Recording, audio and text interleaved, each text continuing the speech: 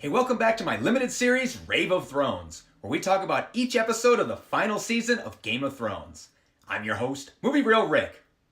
As always, this series does contain spoilers. So, if you haven't watched the first 3 episodes of the current season, hold off on watching this review. But, for those who are caught up, let's talk about The Long Night. This episode has received mixed reviews from both critics and viewers alike, and I myself have mixed feelings about the whole thing. There were parts that I really liked, and there were some other parts that I thought were pretty disappointing. We've been waiting for this face-off since literally the opening scene of the pilot episode. The Battle of Winterfell should have been an onslaught of carnage, the likes of which we've never seen before. But instead it was just like, meh. Don't get me wrong, the battle was pretty epic, by normal standards. But this is Game of Thrones. And by Game of Thrones standards, it was a pretty big disappointment. First off, I know the night is dark and full of terror, but what the was up with the lighting in this episode? I mean, I know what they were going for, but I just found myself frustrated and confused, not knowing who was even fighting half the time. So in addition to biting my fingernails completely off, I also strained my retinas trying to see what the hell was going on. There were some parts where the low visibility really added to the intensity of the episode. Like at the beginning, when the Dothraki go charging into the darkness with their flaming swords as Jon and Dany watch from above. It was visually stunning and then bone-chilling as we watched the countless flaming swords dwindle down to nothing. But after that, they should have brightened the whole thing up so we could actually see the fight that we've been waiting for nearly a decade. So the dead come charging in, and I'm like, we got Jaime and Brienne, Sam, Grey Worm, Tormund, a bunch of the main characters, all at the very front of the defensive lines, and they get slammed by a literal wall of zombies. Yet somehow, the only character of note who dies is their buddy from the wall, whose name nobody even knows.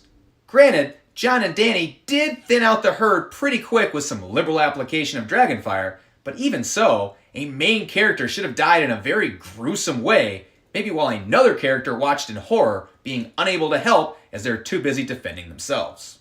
Now we've got Jon and Dany flying around, and I'm like, wait a minute, when did Jon get so good at flying dragons all of a sudden? I mean, the last time he flew one, he almost fell off. I guess he must have squeezed in a few dragon flying lessons between episodes. Then, the big blizzard blows in, and we really can't see anything, especially when the mid-air dragon fight ensued. I couldn't tell who was winning, who was losing. I couldn't even differentiate between the zombie dragon and the living ones. Again, I know what they were going for, but it was just too hard to make out what was going on. Then, the episode proceeds to plagiarize a few scenes from World War Z. From zombies climbing all over each other to form a human ladder, Arya sneaking around the library, stealthily avoiding a group of bumbling undead, to Jon slamming a gate closed on a group of zombies right before they tear him to shreds. Inside the castle, Arya encounters a stampede of zombies and then meets up with the Hound and Beric Dondarrion, and we finally find out why the Lord of Light has brought him back 19 times. To throw his flaming sword and save Arya from one zombie, and then get stabbed to death. Really? That's it? Seems like a pretty minor contribution for having been resurrected 19 times. Couldn't the Hound have just saved Arya? Or like anybody? I don't think the Lord of Light got his money's worth out of old Beric. Outside, both Jon and the Night King get knocked off their dragons, and we find out that the Night King is impervious to fire, as was subtly foreshadowed by Bran in the previous episode.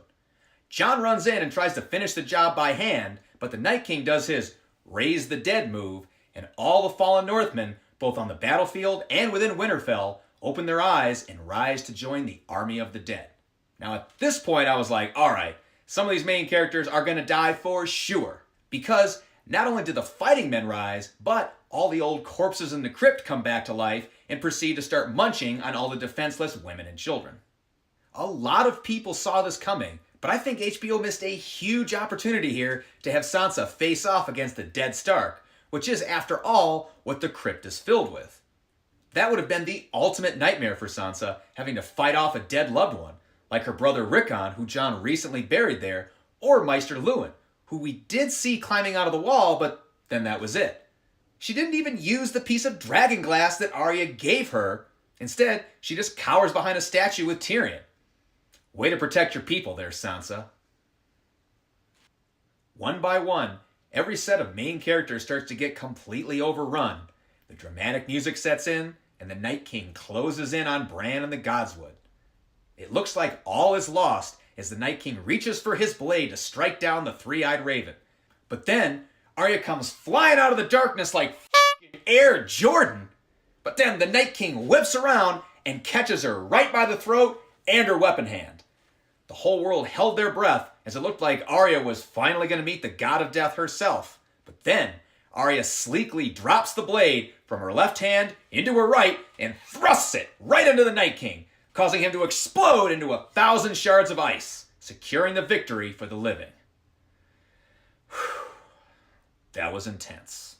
While it was pretty sweet to see Arya join the Kingslayers Club like that, I just feel like the Night King went down way too easily. Plus, I feel like that was Jon's fight that Arya kind of stole from him. I would have really liked to see Jon and the Night King duke it out in a battle royale. Then, maybe when Jon starts to lose and it looks like the Night King is going to kill him, that's when Arya comes flying out of nowhere and strikes him down. Plus, I don't think the Night King's death was visually significant enough. I mean, I wanted to see the look on his face when he realized his 1,000-year quest to destroy mankind has just slipped through his icy fingers.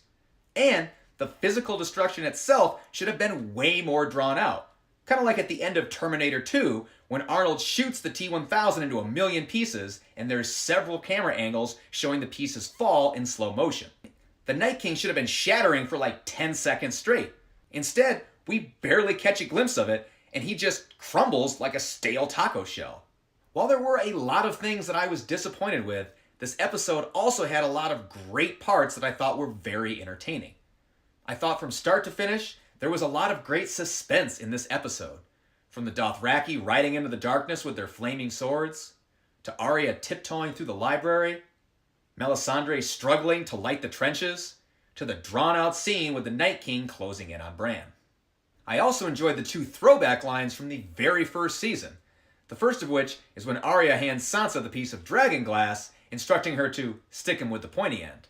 And then later, the Lady Melisandre asks Arya, "What do we say to the God of Death?"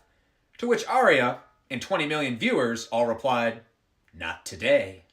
But my favorite part of the episode was where little Lady Mormont charges at a zombie giant who proceeds to crush her tiny body with his enormous hand. Then, literally with her dying breath, stabs him right in the f***ing eyeball with a piece of dragon glass, reducing him to bones. I feel like this must have had some biblical foundation in how much it reminded me of the story of David and Goliath, where smarts and spirit conquered over size. Rest in peace, Lady Mormont. Now your watch has ended. All in all, 6 major characters met their doom in this episode. Lady Mormont, Beric Dondarrion, Theon Greyjoy, Ser Jorah Mormont, Ed, the cool guy from the wall, and the Lady Melisandre when she takes off her necklace and stumbles into the snow in the end, instantly aging 1,000 years and falling over dead. So, it wasn't like this episode had a fairy tale ending, but it just wasn't nearly as heart-wrenching as we were all expecting, and how it probably should have been. But the White Walkers have been defeated, and now they have one last war to fight. And I don't know how the hell they're going to do it with half their army getting killed in battle and Cersei's army doubling in size. It looks like they still have 2 dragons, but Cersei has the Golden Company and home field advantage. Needless to say, I am really looking forward to seeing how this whole thing is going to play out this week. Hey, thanks for watching. If you enjoyed my review, please like and subscribe, and comment below on what you thought of the episode and my review. And tune in next week for another episode of Rave of Thrones. Thanks for watching, Movie Real Rick.